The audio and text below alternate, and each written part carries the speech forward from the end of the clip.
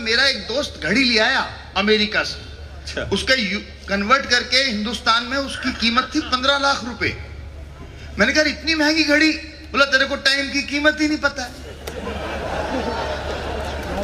अबे मैंने कहा क्या बेवकूफी की बात कर रहा है, घड़ी से टाइम का क्या लेना देना है? मेरे पे 15,000 की घड़ी है, 15 लाख की घड़ी, ये भी वही टाइम बता रही है, ये भी वही टाइम बता रही है। और उसका जवाब सुनना साहब, आपका महत्व समझ में आ जाएगा। मैंने कहा मेरे 15,000 की घड़ी, ये 15 लाख की घड़ी, ये भी वही टाइम बता रही है, वो भी वही टाइम बता रही है। बोला दोस्त यही तो फर्क है, वो तेरा टाइम बता रही है, ये मेरा टाइम बता रही है। तो आप लोग टाइम का अच्छा, मैं शॉपिंग मॉल में चला गया अभी इंदौर में, जूते पूछे साहब 25,000 के जूते। मैंने कहा जूते इतने महंगे? बोले भाई साहब जूते तो जब भी पड़ते हैं महंगे ही पड़ते हैं। काफी अनुभव है। मैंने कहा यार तू बेच रहा है या मार रहा है? क्या हुआ भाई, पीछे से भी आएगा जूता? आएगा। मैंने कहा तू बेच रहा है या मार रहा है? बोला आपको खरीदने या खाने? फिर मैंने उससे एक सवाल पूछ लिया, और मजे लेना अगर बात में से बात निकलती है। मैंने कहा अच्छा ये बता कितने दिन चलेंगे? बोला भाई साहब ये तो आपके चाल चलन पे डिपेंड है। अच्छा है। समय बदल गया है साहब, डाटा फ्री, आटे पे जीएसटी, जियो का सिम, जेब पे दृष्टि, जीने के लिए जुगाड़ जोड़ तोड़ है। क्या करें भाई साहब, तरक्की की दौड़ है, तरक्की की दौड़, बहुत अच्छे, तरक्की की दौड़ है। ये व्यंग का आप पता नहीं किस तरह से, लेकिन अगर अच्छी बात मैं कहने की कोशिश करूं संभाल लेना, ताकि कम समय में मैं बेहतर बात कह सकूं। भ्रष्टाचार पर बात कर रहे थे, इन्होंने बहुत आंदोलन किए। आप लोग जानते हो भ्रष्टाचार क्या होता है? मिटता मिटता कुछ नहीं। अन्ना हजारे बैठे थे,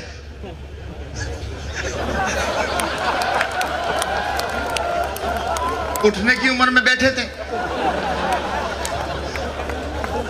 ये भी बैठे थे उनके साथ, और अब देख लो कहां बैठे हैं। भ्रष्टाचार का कुछ भी नहीं कर सकते आप, हर घर में भ्रष्टाचार है। मेरी पत्नी ने 2,000 के 2 नोट निकाल लिए जेब में से। मैंने जेब देखी, मैंने कहा क्या हुआ? बोला एक वापस दिया। बोला जी ले दे के मामला ठंडा करो ना। तो भ्रष्टाचार की स्थिति ऐसी है। मैं भ्रष्टाचार पर एक कविता इसलिए सुना देता हूं क्योंकि पूरी सरकार बैठी है, इनके सामने भ्रष्टाचार की बात होनी चाहिए। एक बार आप तालियां बजा दें, मैं कविता शुरू करता हूं। स्वागत है। भ्रष्टाचार के लिए हमें क्या कर सकते हैं? हम राजनीति से, समाज से, व्यवस्था से कहीं से उम्मीद नहीं करते, भगवान से करते हैं।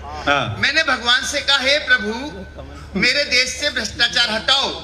अच्छा। मैंने भगवान से कहा हे प्रभु मेरे देश से भ्रष्टाचार हटाओ। पुजारी बोला पहले कुछ चढ़ाओ। अच्छा है। फिर छुरी जाएगी अर्जी, सुने तो सुने ये भी भगवान की मर्जी। मैंने रुपए चढ़ाए 101, पुजारी निकालते हुए मीन में बोला 101 में भ्रष्टाचार हटाना चाहता है, हमारी दुकान बंद कराना चाहता है। हम क्या आरती फोकट में उतार रहे हैं? हम आरती फोकट में उतार रहे हैं, तू आरती में फटा नोट चढ़ा रहा है, हमें और भगवान को आपस में लड़ा रहा है। बहुत अच्छे, वाह। छोड़ इस फोकट का स्वांग, कुछ और मांगना है तो मांग। मैंने कहा ठीक है पुजारी जी, भगवान से महंगाई कम करवा दो, मेरे देश भूखों का पेट भरवा दो। वाह। पेट, देखिए दोस्तों, ये कविता के बीच में छोटी सी बात मुझे अचानक याद आती है। मैं हास्य व्यंग कर रहा हूं नहीं कर रहा हूं मुझे नहीं पता। व्यंग को समझने के लिए कविता नहीं होती, केवल समझ होती है। मेरे यहाँ 4 अखबार आते हैं, मैं केवल अखबार का नाम लेता हूं और आपका परीक्षण करता हूं कि आप उन अखबार के नाम के अर्थ समझते हैं कि नहीं। अगर ये समझ जाएंगे तो मेरी कविता में आज जारी रख दूंगा, वरना दूसरी कविता कहकर बैठ जाता हूं। 4 अखबार पत्नी से मांगता हूं, पत्नी जवाब देती है, हम दोनों का संवाद। उनके बीच में व्यंग है या नहीं आप बताएंगे। अखबार का नाम, पत्नी का जवाब। अमर उजाला आया नहीं। वाह, बहुत अच्छे, क्या बात है। जागरण कोई लाया नहीं। हाय हाय, बहुत अच्छे, वाह। नव भारत फट गया, हिंदू बट गया। क्या बात, वाह। भास्कर पानी में गल रहा है, हिंदुस्तान चूल्हे में जल रहा। वाह ये है व्यंग का शिल्प। अगर आप इसे संभालेंगे तो कविता कहने का अलग आनंद होता है। संभालिए बात को। मैंने कहा ठीक है पुजारी जी, मेरे देश से महंगाई कम करवा दो, लाखों करोड़ों भूखों का पेट भरवा दो। पेट का नाम सुनते ही उन्होंने अपने पेट पर फेरा हाथ। बोला तेरी समझ में नहीं आती ये बात, उस पेट की फिक्र है, उस पेट की चिंता है, इस तौंद का फिक्र नहीं है। दान दाताओं की सूची में किसी गरीब का कोई जिक्र नहीं है। बहुत अच्छे, वाह। उनका तो वैसे ही बेड़ा गर्क है, ऊपर भी नर्क है, नीचे भी नर्क है, बीच में कहां लगाएगा छलांग। अबे ये भ्रष्टाचार महंगाई छोड़, कोई लोकल लेवल की छोटी मोटी इच्छा है तो मांग। और अंतिम इच्छा मैं क्या मांगता हूं साहब? मैंने कहा ठीक है पुजारी जी, अगर आप भगवान को पटा सकते हो तो मेरी इस बात के लिए पटा दो, मेरे शहर से अवैध निर्माण और अतिक्रमण हटा दो, बंद करा दो गोरख धंधे। पुजारी बोला अबे अकल के अंधे, देखता नहीं भगवान कैसे आंखें मीच खड़े हैं, खुद सड़क के बीचों बीच खड़े।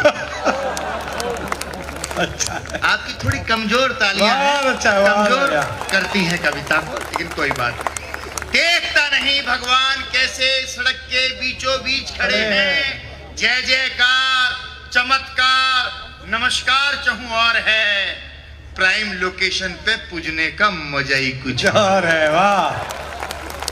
यहां खड़े होकर भगवान पापियों के पाप धोते हैं। अतिक्रमण के लाइसेंस नगर निगम से नहीं, यहीं से रिलीज होते हैं। बहुत अच्छे, वाह, क्या बात तुझे है। भी कोई जमीन खरीदवानी है तो बोल, किसी की फाइल सुलटानी है तो बोल, तेरी कोई कहानी है तो बोल, तेरी कोई इच्छा, तेरी कोई कामना। मैंने कहा पुजारी जी अगर करा सकते हो तो भगवान से डायरेक्ट करा दो मेरा सामना। हाँ, ये सुनते ही पुजारी बोला अंतिम स्पर्श। ये सुनते ही पुजारी बोला अबे क्या कह रहा है, किस देश में रह रहा है, मन्नतों से मुकद्दर नहीं खिलता है, इस देश में पार्षद भी 5 साल से पहले नहीं मिलता। हाँ, बहुत अच्छे। गदर मीडिया तो आप देखें और उसमें अच्छी अच्छी नई नई ताज़ा खबरें सुनने को मिलेगी, देखने को मिलेगी, और हरियाणा में क्या चल रहा है क्या नहीं चल रहा है ये भी आपको पता चलेगा। और चैनल को लाइक करें, सब्सक्राइब करें और शेयर करें। थैंक यू, धन्यवाद।